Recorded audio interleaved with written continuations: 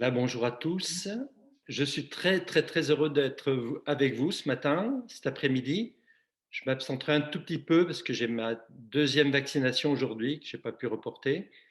Mais bon, je serai là en tout cas pour le débat aussi cet après-midi et puis pour l'intervention, la courte intervention que je ferai, que j'ai préparée en fin d'après-midi. Merci à tous ceux qui ont déjà préparé, tous ceux qui sont présents. J'aurais aimé serrer la main de tous. Ça me rappelle Diaconia 2013 où j'avais rencontré un certain nombre d'entre vous, où j'avais été présent à ce moment-là avec quelques personnes séparées ou divorcées. Le texte que nous venons de lire, j'en souligne deux petits versets, comme on dit souvent, un peu comme un stabilo-boss. Je ne suis qu'un homme, moi aussi. Alors Pierre prit la parole et dit: en vérité, je le comprends. J'aime bien ce premier verset parce que Pierre nous invite à une parole et à l'humilité d'une parole. Et je trouve que aujourd'hui, la journée que nous allons vivre, elle est très importante que nous ayons la parole avec l'humilité de chacun.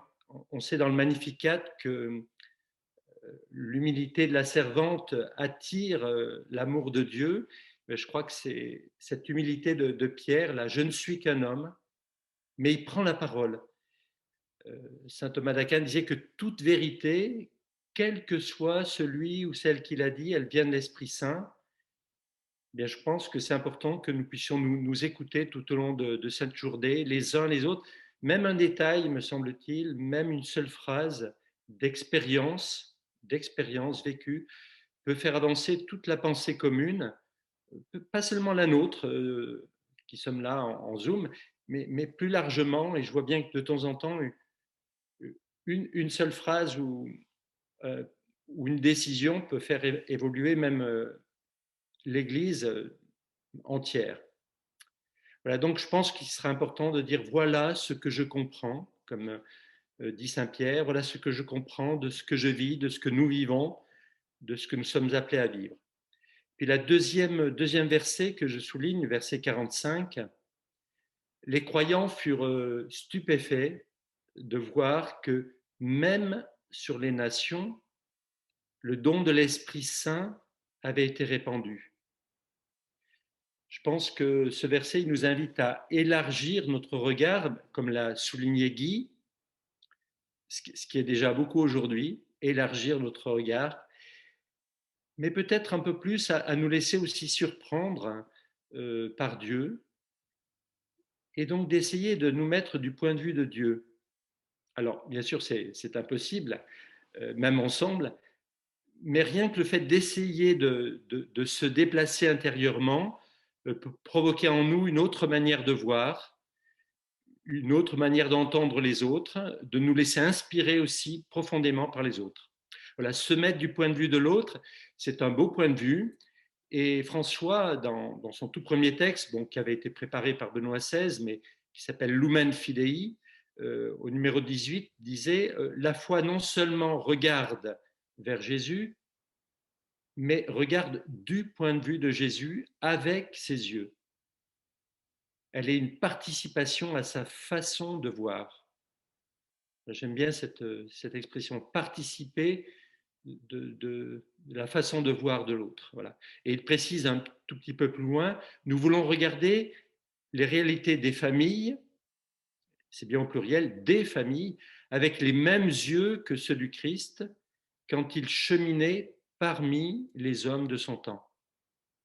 Là, le pape François, je crois que c'était le 24 octobre 2015, il disait que signifiera pour l'Église de conclure ce synode consacré à la famille? Et il répond, il signifie avoir cherché à regarder et à lire la réalité, ou plutôt les réalités d'aujourd'hui avec les yeux de Dieu, pour allumer et pour éclairer, avec la flamme de la foi, les cœurs des hommes en un moment historique de découragement et de crise sociale, économique, morale et de négativité dominante. Fin de citation. Je pense que cette phrase, elle est encore valable 6 ans après. Voilà. Comment avoir un autre regard et qui ne soit pas simplement négatif, mais toujours du pas de plus que nous pourrons faire aujourd'hui ensemble. Voilà, en faisant cet effort, aujourd'hui, nous apprenons aussi à regarder l'existence en partant du point de vue des uns, des autres, comprendre les difficultés, les joies.